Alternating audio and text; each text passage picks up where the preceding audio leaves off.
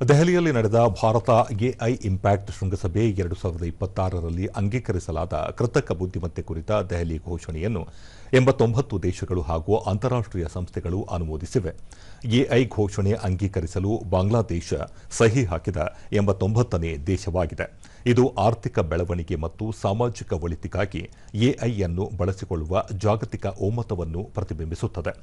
Australia, France, Germany, Switzerland, Brazil, UAE, Canada, Israel, Britain, China, Japan, America, Russia, Saudi Arabia, Singapore ಹಾಗೂ ಬಾಂಗ್ಲಾದೇಶಗಳು ಸಹಿ ಹಾಕಿದ ದೇಶಗಳಲ್ಲಿ ಸೇರಿವೆ.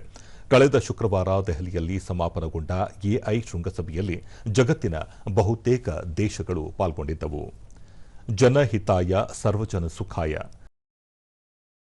ಘೋಷಣೆಯು ಎಐನ ಪ್ರಯೋಜನಗಳನ್ನು ಮಾನವೀಯತೆಯಾದ್ಯಂತ ಸಮಾನವಾಗಿ ಹಂಚಿಕೊಳ್ಳಬೇಕು ಎಂದು ಒತ್ತಿ ಹೇಳುತ್ತದೆ.